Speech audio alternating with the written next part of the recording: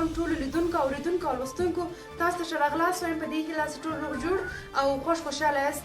زه ګلالۍ کریمي نن بیا یو داسې کور ته راغلی یم چې هغه کې 2 کاله مخکې د کورنۍ سرپرستې له لاسه ورکړې ده او دا هغه خور ده چې هم خپله خیاطي کوي هم مکتب وایي او هم د خپلو اولادونو لپاره یو نفقه برابروي. کور که تاسو زموږ لیدونکو ته دا کیسه له سره وکړئ.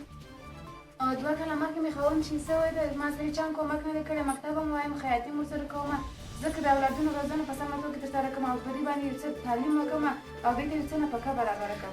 دغه یې مشر زوی ده او دا یې پسې دویم زوی ده، دا یې مشر لورکۍ ده او هغه یې دغه لور یې د 6 میاشتو وه که 7 میاشتو وه چې د کورنۍ خاوند یې له لاسه ورکړی ده. اوس یې دا لور د 2 کالو ده. دا څه مرستې چې راغلې دا خور وایي چې ما سره څه مرستې راغلې، زما سره هېچا کومک او مرسته نه ده کړې، خپله خیاطي کوم او خپلو اولادونو ته نفقه برابروم. لکه څرنګه چې دا هم خپله مکتب هم ورسره وایي، تر څنګ یې مکتب هم وایي او خیاطي هم کوي، خپلو اولادونو ته د شپې د خوړو لپاره یو زمینه برابروي. او همدارنګه دا زامن یې خصوصي دونه پیسې نه لري چې دا زامن خصوصي درسو ته واچي زده کړې ورباندې وکوي.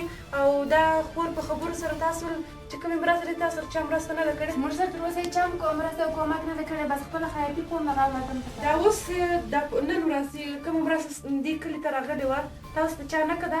موږ بیخي په خبر هم نه وو چې چېرې مرسته به ټولو هغه خلکو یوړه چې واسطه یې درلوده یا پیسې یې درلودې، موږ دغسې په کور کې پاتې.